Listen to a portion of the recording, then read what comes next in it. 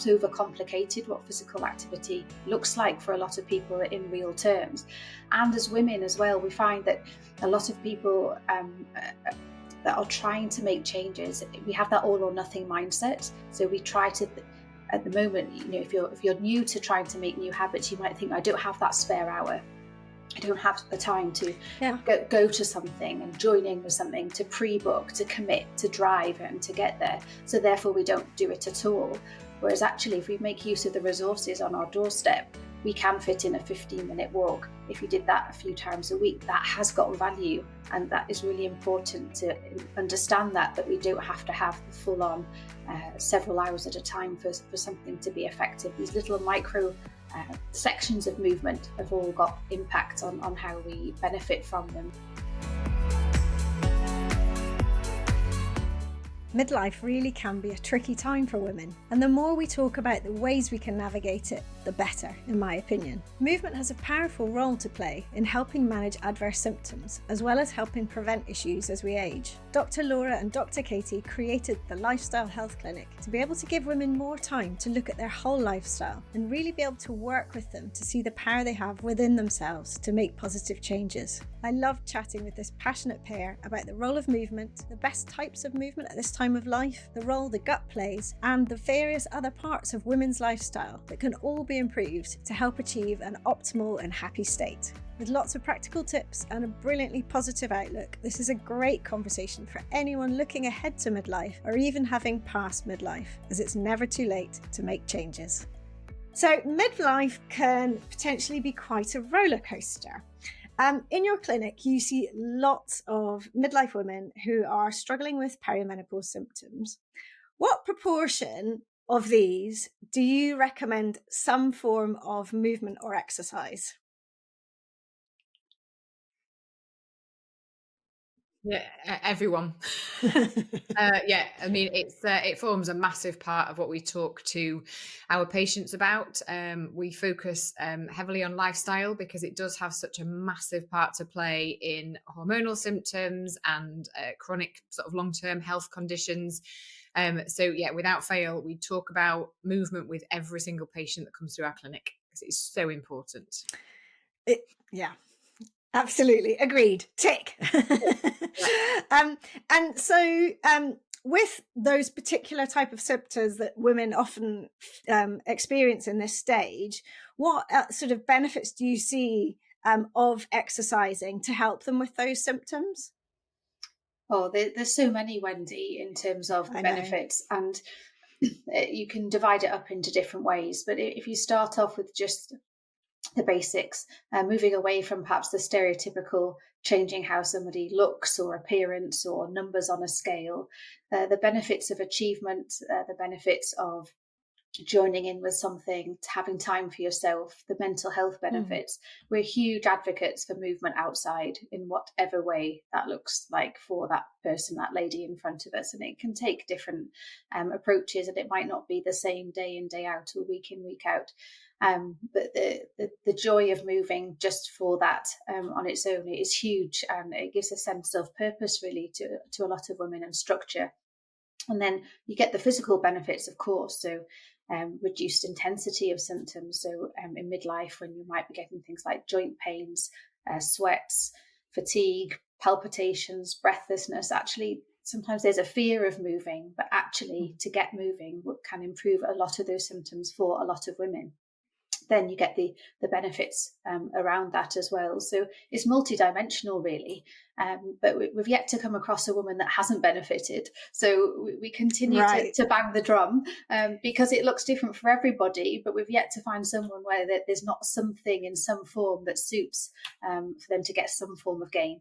That's such a brilliant message, isn't it? Because if you don't find something that is for you, you're just not going to keep doing it, are you? And I think one of the downsides of the lovely symptoms, you know, whether it's lethargy or you're having awful hot flushes, whatever the thing is, a lot of them make you quite uncomfortable anyway. And you don't particularly want to be we haven't got the energy, or you're lacking drive and motivation. You know, I've covered all of these myself. And so you don't quite feel like it. So it's a really big push to do something. And yet in society, there's often a thing about exercise in inverted commas. And I think it's seen as, the real sort of pushing it, no pain, no gain, sweat till you drop type of thing, where actually, as I advocate a lot, just moving more is still hugely beneficial all the way up to the scale to wherever you want to end on that scale, in essence. So it's brilliant to hear you helping the person, the woman, find their thing that's hopefully going to be tenable in the long term. Yeah, we always ask ladies sort of what they've done in the past that they've enjoyed, so if they've, if they are lacking in motivation, it's trying to bring up those memories of how they felt when they've done exercise in the past, whether that's going out for a walk or whether that's doing some yoga or swimming. More often than not, people have lost their way, and might have enjoyed something in the past and have lost the ability to pick that up again. So, as you say, there's no point doing an exercise or a class that you don't enjoy. It needs to bring enjoyment, and whether that's something by yourself or whether that's something in a class or a group setting, outdoors, indoors, everybody's different, and it's just whatever works for you, isn't it? And there's a lot of talk around the importance of strength training. So what's your view on that, and how do you help women, particularly those who are not the sort of gym bunny or previously gym bunny types, to build in that kind of thing to help not just their symptoms, but also bone density and so on? Absolutely. Have you heard of the term exercise snacking, Wendy? Oh, yes. Yeah, absolutely. So I'm sure your audience, if they are familiar, will have come across it before, but perhaps if they're new to this term. So as we say, movement or physical activity is probably the phrase that we use more than, say, exercise. Absolutely. And breaking up the day. So if it's somebody that's working at home, or a sedentary job, it doesn't have to be home working, but obviously we've had a big push towards that in the last few years. But movement to break up that sitting sedentary posture of being still has so many benefits in terms of bringing on that muscle mass eventually. And just listening to your body and thinking, gosh, do I feel a bit stiff? Do I feel like I could do with a stretch? That really can help motivate you to start thinking about how it feels good to let your skeleton and your body move. So little snippets. So if you're sat down most of the day, 5 or 10 minutes, can you go further away from your desk in whatever environment? So can you use the bathroom on a different floor if that's relevant to you? Can you get a drink from somewhere else? Can you build in something else during the day so that you, over time, those little fragments actually build up to have a significant impact on weight bearing and for your muscle strength? Because if you don't use it, you lose it. And, moving your skeleton in that way will definitely help your muscles and your muscle memory to build, and you get the benefits from that rather than thinking that you have to be lifting dumbbells and kettlebells straight up. That's a good place to start with your body weight work, and simple movements that are everyday movements is a good place. Yeah, absolutely. Would you agree, Katie? Yeah, definitely. And I think people are quite fearful of the word sort of muscle mass and strength training, because you automatically think of, as you say, sort of, the people lifting really heavy things in the gym, but actually anything that builds up muscle is a form of strength training. So whether that's, having some weights at home, don't have to be heavy ones, so you can start off with 1, 2, 3 kilogram weights, whether it's resistant bands, which we're real fans of in our clinic because they're really versatile and easy, sort of the elastic bands that you can put around your legs or use them for arm exercises, other things like yoga, Pilates, swimming, dancing. They're all forms of strength exercises. So anything that builds muscle mass, and just incorporating movement into your everyday life is where you start to build up muscle. So you don't have to be fearful of that phrase. And to talk about one of my favorite things is getting down to the ground and back up, because it's something that can get really lost and actually it's quite underestimated. It takes a lot to push your entire body weight off the ground. If you were to go into a gym and lift your weight, your own body weight in your hands, that's pretty tough. But actually when you're pushing off, you are really really working against gravity to do that. So for me, I kind of think it's such a great skill, that because it's so practical for the future, but also every time you do it, especially if, as I like to encourage, if you do it in lots of different ways, you're using your structure differently every time, but it's so strengthening.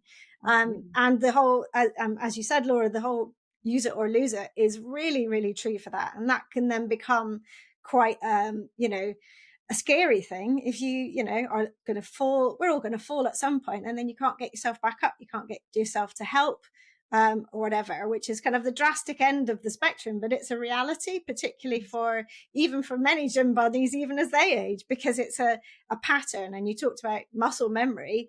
It's really important that we have that ability in our body to do that. One thing I was going to say, I really wanted to ask about as well, was cardio, because there's a lot of chat around cardio. And some people really love cardio. I personally found when I started to get perimenopausal symptoms that I would be exhausted by sort of mid to late afternoon if I did the same amount that I used to do. And so I've mixed it up. I'm doing more strength training. I do a lot more natural movement, obviously. But, is that the same for most people? And is cardio, you feel like it's necessary because you're like, okay, I want the heart health.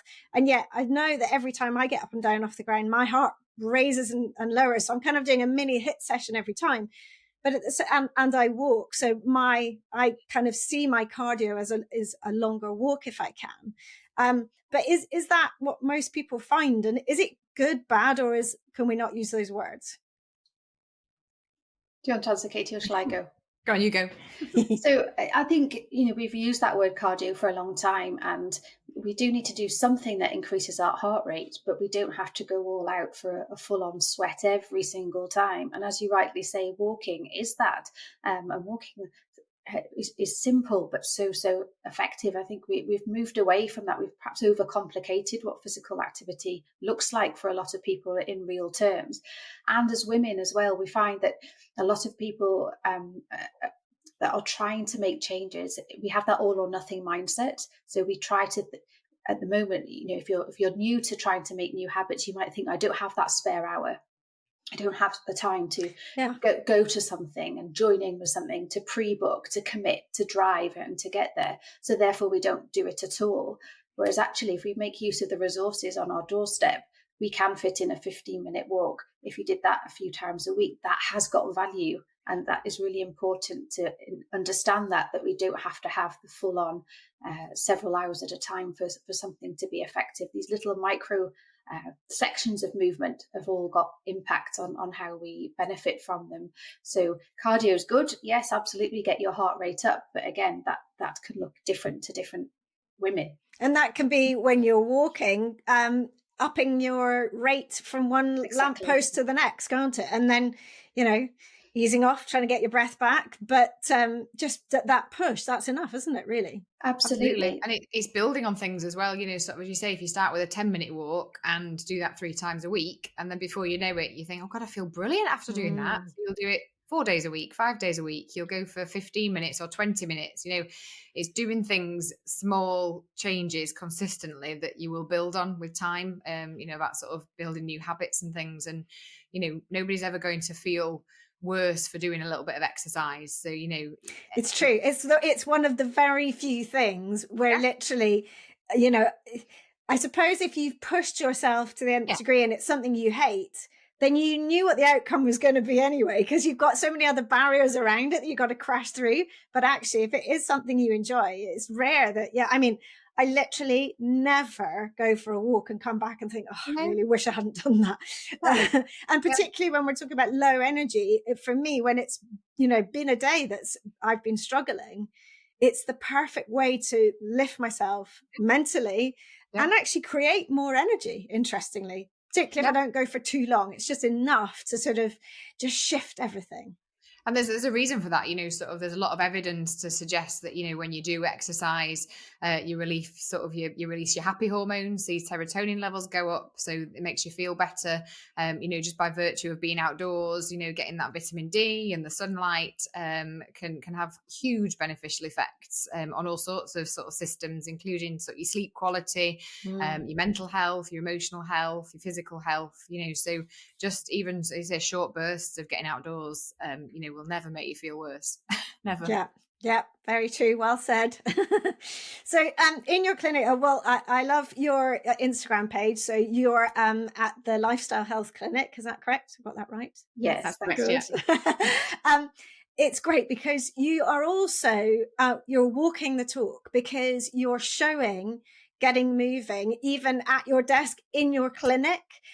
You're showing little bits of movement where, like you talked about resistance bands, you're including that and you're getting going. And I think that's a rare thing. We don't often see that in people in the medical profession. So I think that's brilliant, because you're showing how to, and it's really important. I think we messaged, and in one message you said something about your resistance bands and your kettlebells are in your doctor's kit alongside your stethoscope, and I love that. And I can almost see a little icon of the two, but there'd probably be quite a few things to fit in that icon, covering what you look at.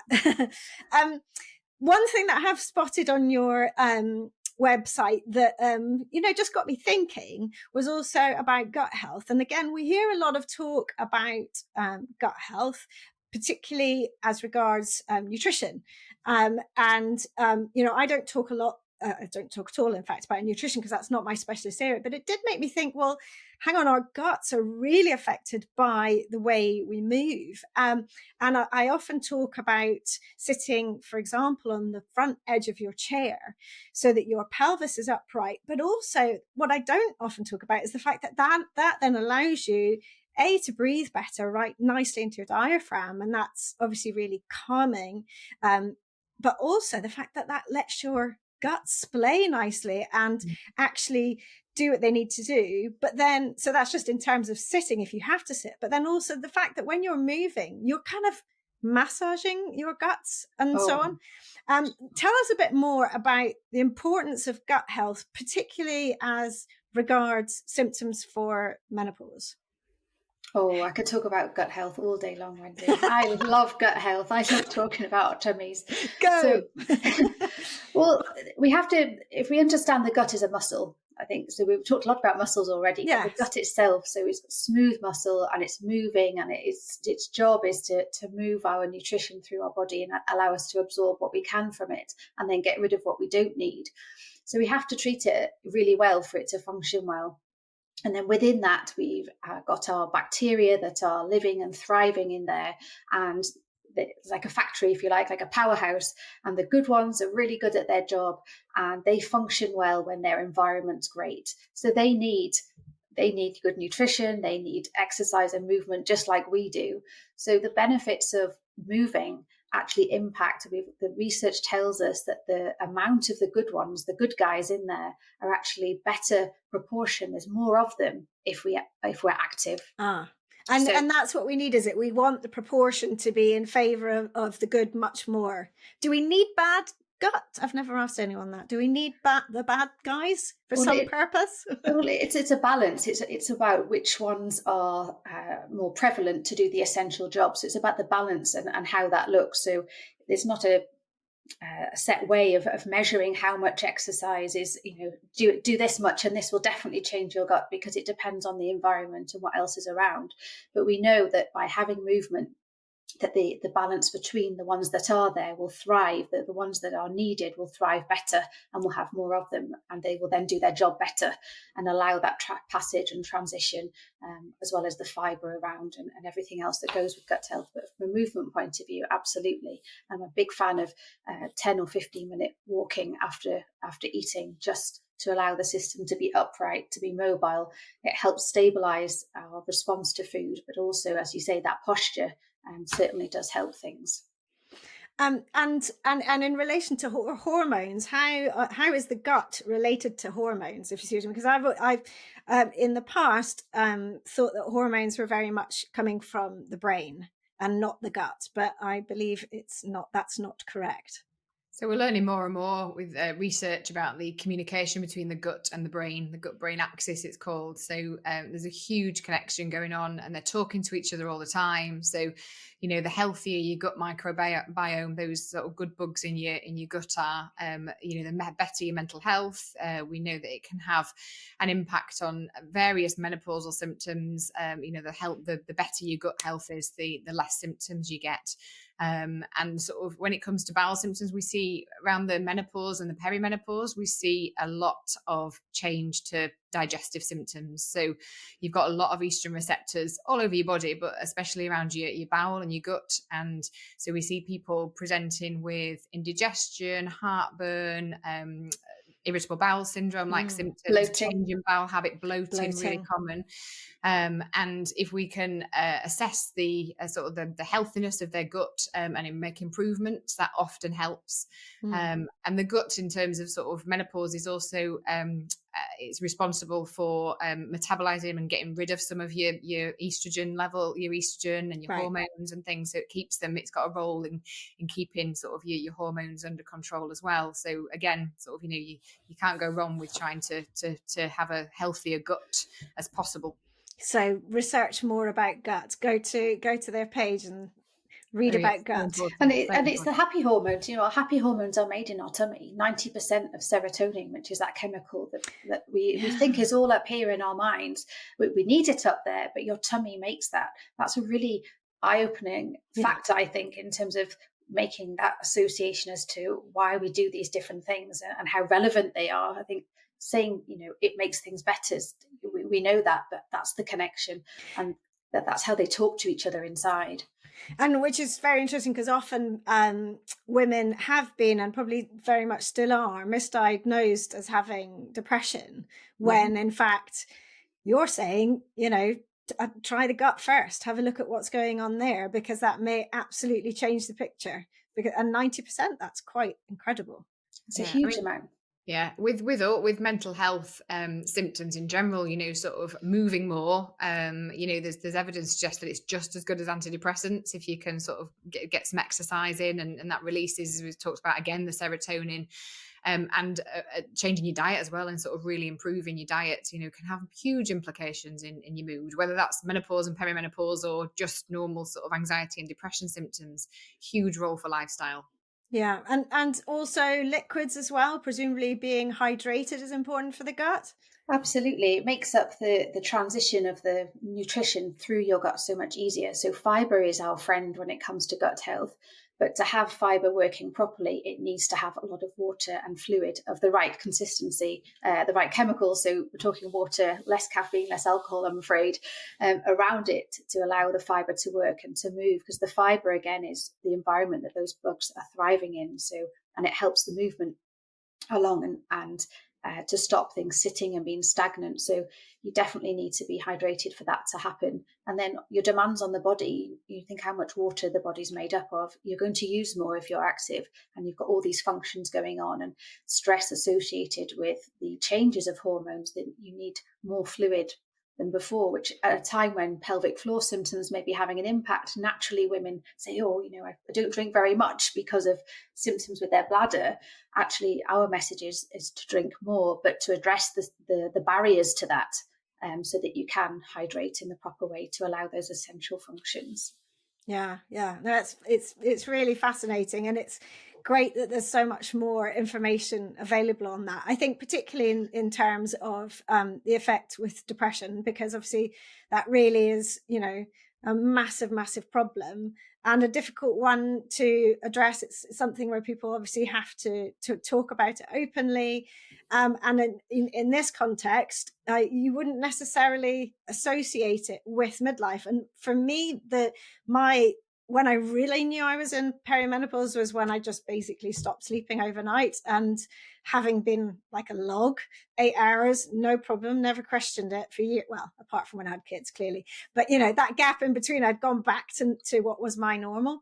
But actually then when I looked back, the mental health symptoms, the anxiety, and low confidence and so on were all there for years if I really think about it. So it is such a, and all of that affects whether you want to move or not.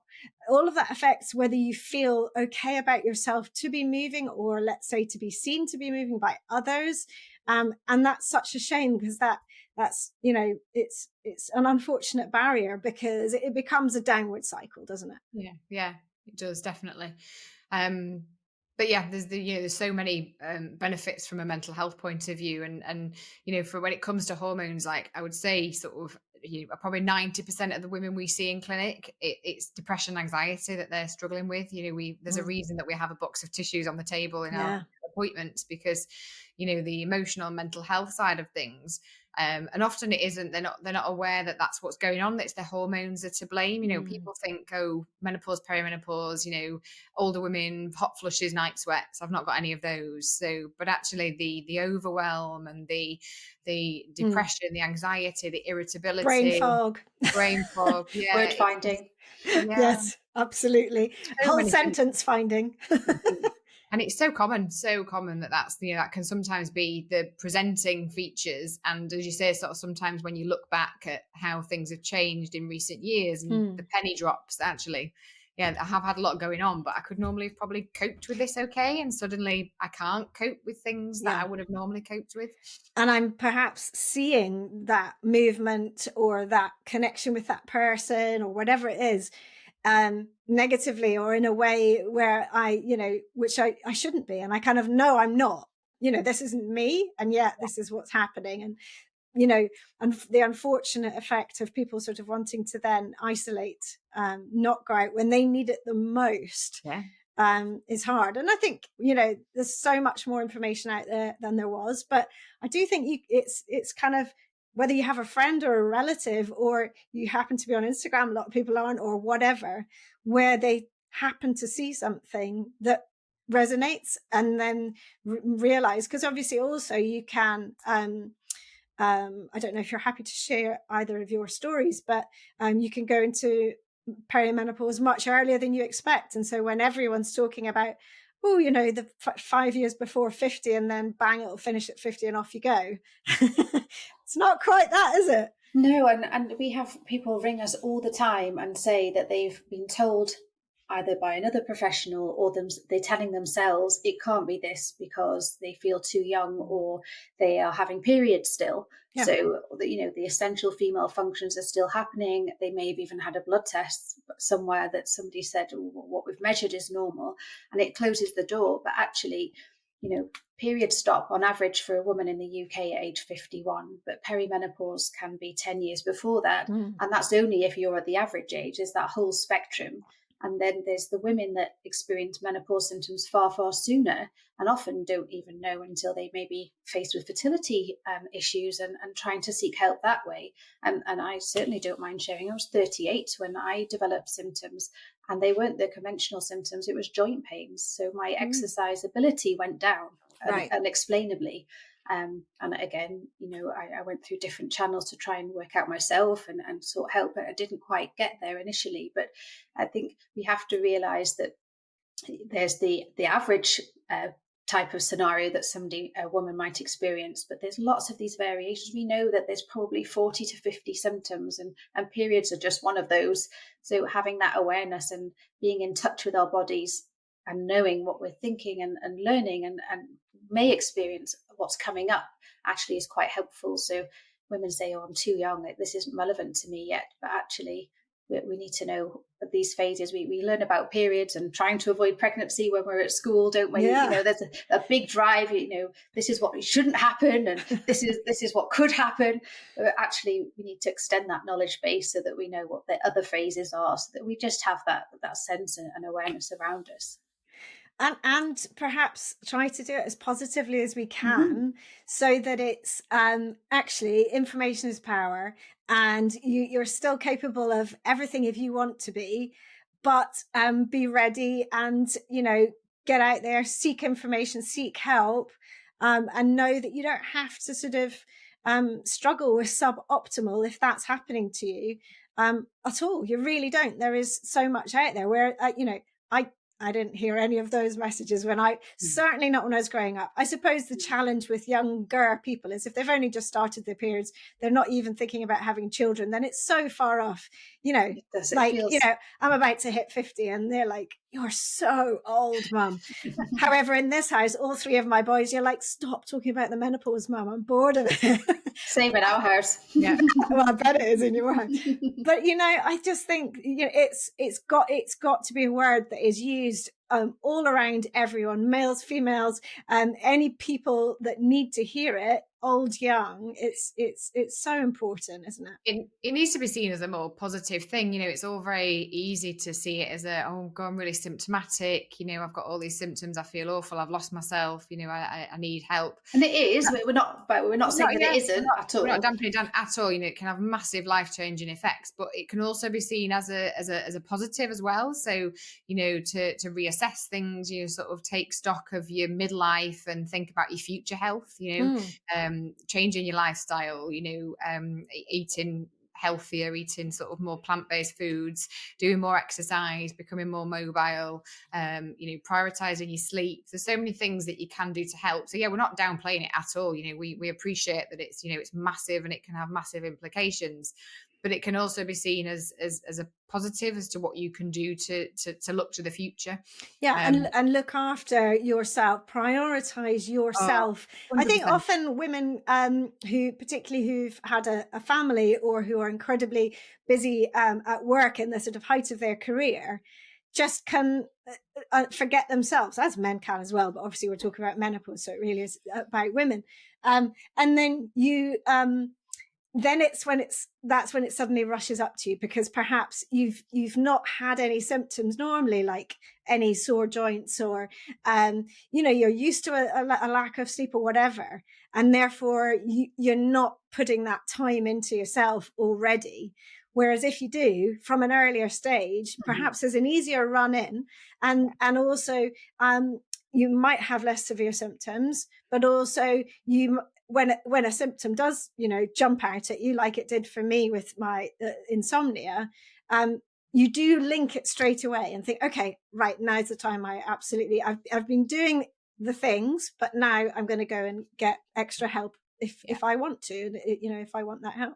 So it's encouraging women to allow themselves that time for themselves. We're all very busy. We're all spinning a lot of plates. We've all got children, teenagers, we've got elderly relatives, we're trying to hold down jobs, and allowing yourself that time to prioritize your health, because ultimately if you can't function, if you're not in your healthiest version you can be, you can't look after all these other people and run the house and the work and your career. And so it's allowing people that time to say, right, I'm having 15 minutes to myself now to go and do something for me. And I think that's really important to encourage women. Permission, absolutely, yeah. I think we all deserve that as humans on this planet anyway. Why are we always thinking about others, or not, avoiding giving time to ourselves? It seems madness, because I love that saying about put your own oxygen mask on first before helping others. It makes so much sense, doesn't it? Although I have to remember, when I first heard it on the plane, I was like kind of working out thinking, but then doesn't that mean? But no, it is. It's absolutely true, because you're useless. And often I think you do have that pressure that you think, if I go down, everybody goes down. And it's not just like birthdays and things will be forgotten, but there's a lot more, because we do tend to carry all the minutiae on top of everything else, like how much wrapping paper's in the cupboard and nonsense like that we really don't need to store in our brains, quite frankly.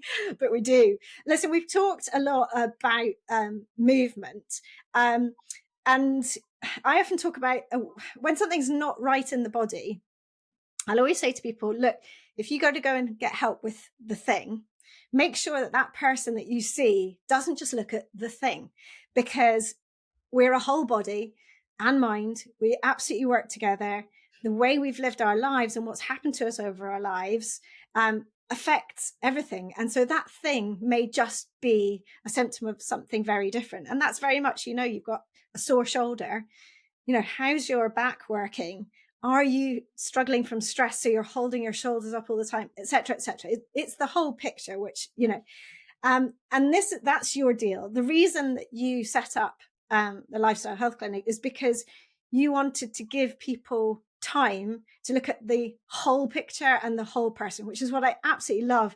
And I would love it if that was the future of healthcare, obviously. And GPs had the time to be able to do that. I love the fact that you have on your website doing a midlife MOT, because it's looking at everything. To pass your MOT, you've got to look at all the bits to make sure you're safe to be on the road. And it is that, isn't it? So tell me about all the way that you would go about that with someone that came into your clinic that was just saying, I'm just not right. Do you know that is one of the most common phrases we hear? I just don't feel right. So there'll be all these symptoms, but those few words we hear time and time again, and it is looking at top to bottom. So it's looking at those six. We split it into 6 systems. So we try and get as much information from a patient even before an appointment. So they'll fill in a questionnaire so that we've got some background, so we understand, so that during that appointment time, we've got the best value really of exploring those things. And women say to us, oh, I didn't realise until I had to write it down on that form that I don't have breakfast, or I eat at 11 o'clock at night, and I do wake up in the morning and I pick up my phone at the minute that the alarm clock goes off, and I'm sucked in, and I'm on my emails. So that really, in a non-obstructive way, without anybody else around, allows a woman to put everything down. And again, we say when patients book in with us, we say, give yourself 20 minutes to fill in that form to your best ability, so that you reflect on your habits and what's actually a day in the life of you, because then we know where we're coming from, so that whatever recommendations we're thinking of are actually more suited to you. This is an experienced menopause. No 2 stories are the same. It's very individual. So we need to know all about you and what life looks like for you, I'd say. Would you agree, Katie, in terms of that phrase? Yeah, definitely. Yeah. Because there's no point making recommendations in terms of lifestyle, for somebody who, doesn't have, if they're working sort of, 8 a.m. till 8 p.m, there's no point then telling them to fit in a gym session. We've got Absolutely. to think, right, what's realistic in your daily activities, because that's the only way you're going to introduce new things and change habits, if it's realistic and sustainable.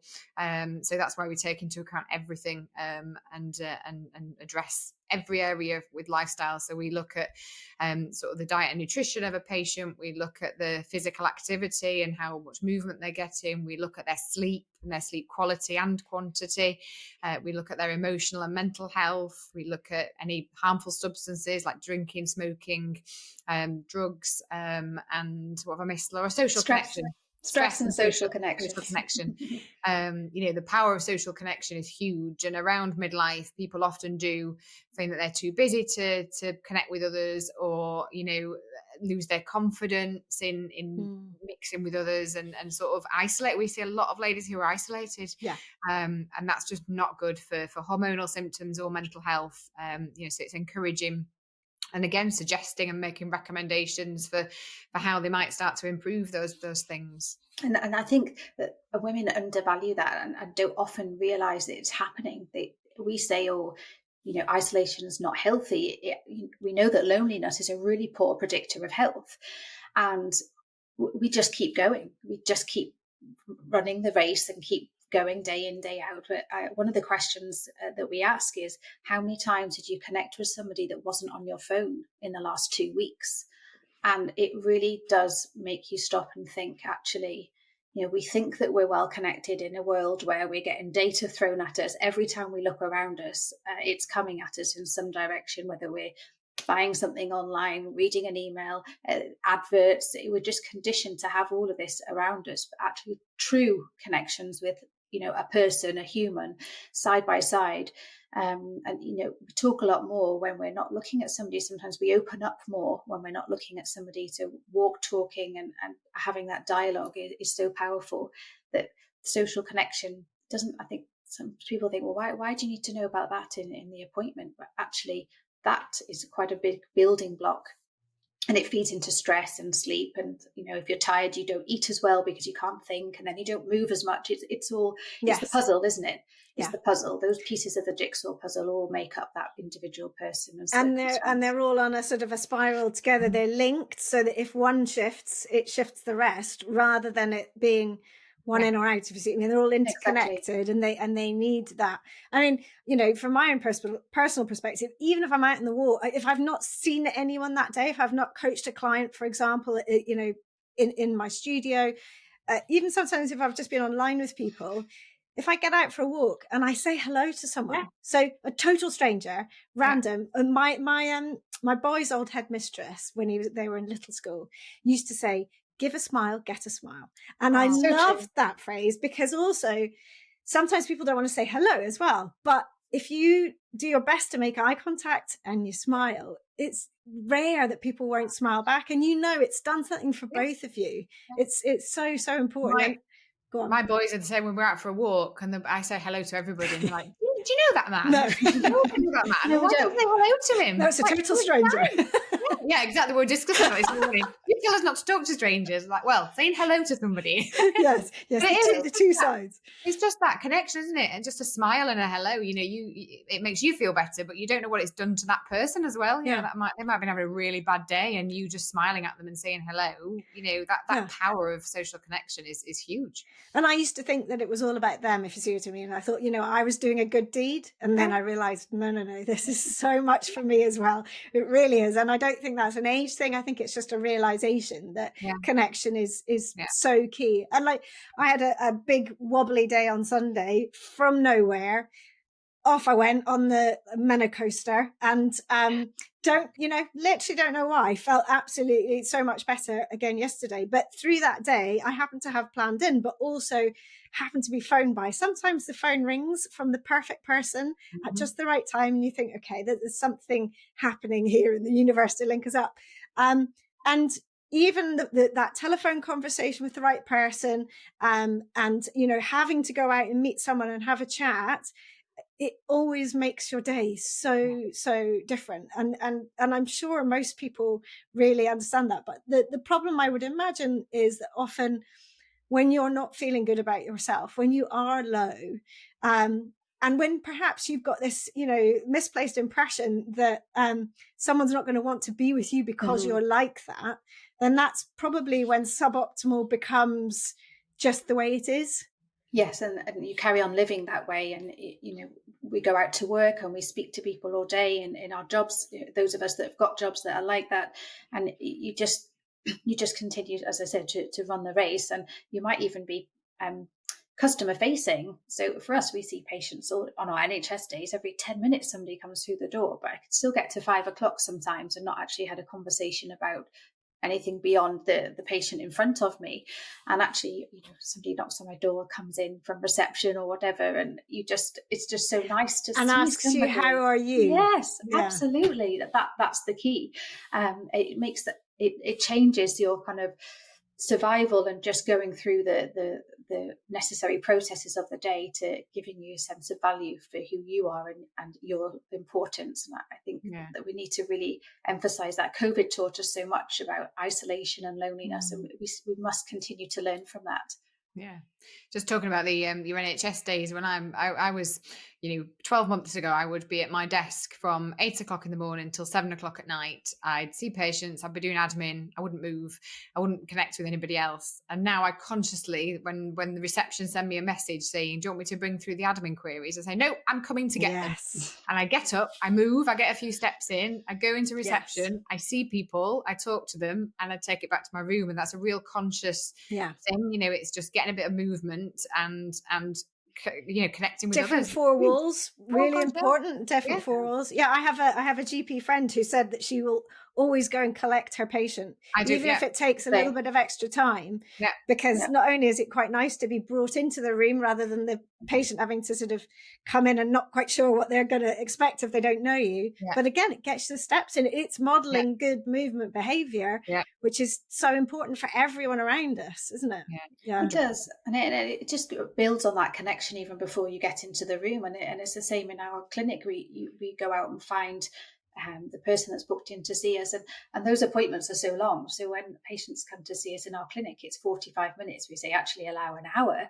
That's a long time to be in an appointment for, but we're lucky that we've created a routine that allows us to break up the day. Yes, it feels like we're spinning a few plates sometimes, but it means we move more. So we've got that privilege of protecting that, so that we get to move and we're fresh and we can keep going and maybe in the middle of your long appointment you can get up and do a spin around. Yeah, absolutely. Both of you, let's get up and move. But that's where you're the role modeling with, not everybody needs equipment, but by having resistance bands to demonstrate, and show what there is to do, you do find yourself, particularly women that are not moving already, that you say the word strength work to somebody or resistance work, and you can see the kind of panic or the that's not achievable. And actually would it be helpful? I often say, would it be helpful if I show you what I mean by that? And some lunges, some squats, anything that's standing on one leg. Can you pick a pen up off the floor? I love that test, because so many of us are from midlife. We very rarely have to get down to pick something up. So that really does bring some movement in. And I would suggest a little tennis ball in your office to do a little bit of juggling and make it playful and create a game. Right, because there we go. Gamifying, playfulness changes things immediately and really helps people access the fun and the joy in movement. So that's my little top tip for today. Yeah. I love that. Thank you. I'll show you when we're doing it. Yeah, please do I can juggle. I can juggle. Can you actually juggle? What was Can you really? I didn't know that about you. Yes, I can. Oh my goodness. Okay. Right. Sorry, Katie, that is it. We need to have a shared reel. Right. Wendy said bring in games, so I'm doing it. Let's see. I love that. In terms of that as well, we talk a lot about habit stacking, which is quite an important thing, sort of when you're introducing something. Absolutely. To stack it to something you already do is really important. So, Laura was just saying then about standing on one leg, or, everybody brushes their teeth, hopefully twice a day. So, doing some squats while you brush your teeth, or while you're waiting for the kettle to be boiled for your morning cup of tea or coffee. And if you do that and attach it to a habit you already do, then that becomes a habit itself. So, how many times do we boil the kettle and then stand there waiting for it on our phones normally, scrolling and next down? Whereas, put your phone down, do 10 squats, the kettle's boiled, make your tea, and then that's some movement for that hour, isn't it? It's just little things that if you do those regularly, they build up and add up and make a massive, massive improvement to your overall. And those are the things that I suggest all the time, because I think they're the most accessible. They can also be fun. So last night I posted a reel of me chopping some peppers whilst doing a pretend hula hoop movement. Hula hoop, I saw. However, the response was kind of like, watch out with the knife and coordination and stuff. Oh. Which, I get that. Thank you. No, I do get that, but extra brain challenge. But you're right, and one of my main ones is squatting at the washing machine to get the clothes out, because even if your heels are up on something, because you can't get your heels down, doesn't matter. The point is that you're using your lower body, you're lowering down, strengthening that lower body to get down and get back up. If you have to use furniture a bit to get back up, so be it. But just trying to add in those different shapes and patterns is so key. But you're right, I think habit stacking is actually one of the most powerful things for making change, because your brain does associate it. So, I do look at the washing machine and know I've got to get down to it that way. I won't do it any differently, unless I'm exhausted, of course. I really do believe that people all have got the power within them to make change, as long as they're open to it. And I often think, if someone's listening to a podcast like this or comes to your site and something resonates, they're open and they're ready. People often do settle, though, for feeling less than optimal. And I'd love you to leave us with a sort of a message about whether you think that's okay. And if not, then, which I know clearly is the answer, and if not, then, how do they get going and what should they be striving for? And I'd love to go to both of you. So Katie, do you want to go first? Yeah. So, answer to your question, no, feeling suboptimal, no, is not acceptable. You don't need to suffer in silence. So I think our take home message would be seek help. whether that's self-help, so addressing, sort of as we talked about, looking at your diet, nutrition, your movement, your sleep. There are lots of things that you can do yourself before seeking professional help. So have a look at that, and then don't be fearful of seeking professional help in whatever form that is. Whether that's going to see a doctor or your nurse or a nutritionist, or just seek advice, because there are people out there that want to help and that can help you to feel your best self. So don't suffer in silence would be my take-home point. Brilliant. Yes. And Laura? Thanks, Katie. Obviously, I agree entirely.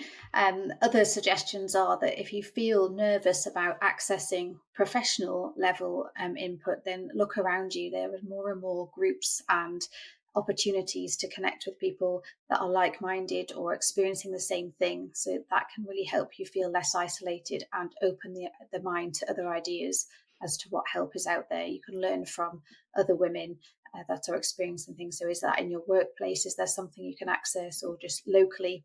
We spend a lot of our time on social media. There's lots of support groups that do meet in person. So there's cafes and support ideas there. But also, if you're not feeling yourself and you've already accessed treatment, I think it's really important that actually you can have that reviewed. So we prescribe, as well as prescribe lifestyle, we prescribe medications, HRT, or whatever it is for a woman, how it looks. But if you don't feel yourself, even though you've already tried something, then try again. There's other things that need to be looked at. You might not get it right first time.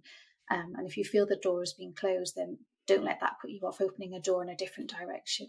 Yeah, so don't sell yourself short. No.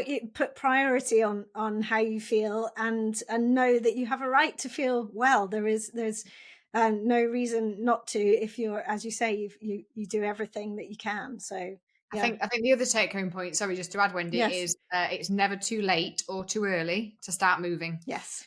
So we've not touched on this, but you start losing bone mass and bone density, muscle mass and bone density in your 30s. So hitting these midlife in the best possible shape you can is important. So it's never too early to start sort of building that muscle mass and doing more exercise.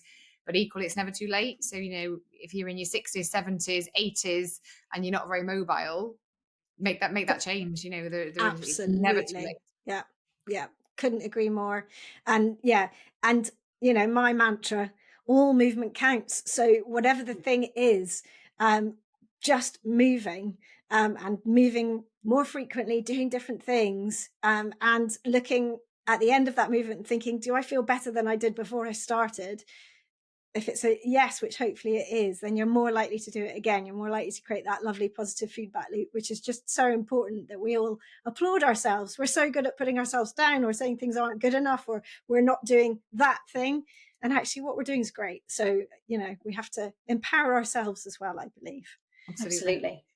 Thank you so much for your time, ladies. It's been really, really lovely conversation. I've really enjoyed it. And I'm sure people will have got a lot out of it, lots of practical stuff to really think around the whole topic, which is fantastic. So I said, your Instagram is at the Lifestyle Health Clinic. Your website is the same, isn't it? Yeah, absolutely. Yeah. So they can find you there if anyone feels like they want to reach out and use your services. And you're not just a local entity, you're also online, aren't you? So you have a nicer, broader reach, which is great. So it's not limited at all, which is fantastic. So thank you so much. Thanks for having us, Wendy. It's been good to chat. Yeah. Take care.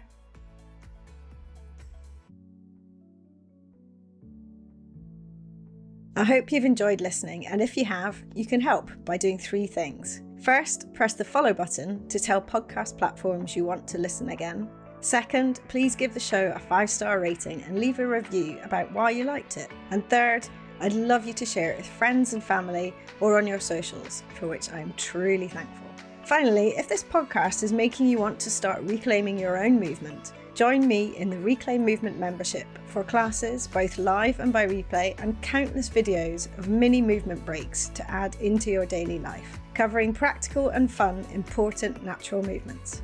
Visit reclaimmovement.co.uk/membership to get started with your 7-day free trial. See you for the next episode, and thank you so much for listening.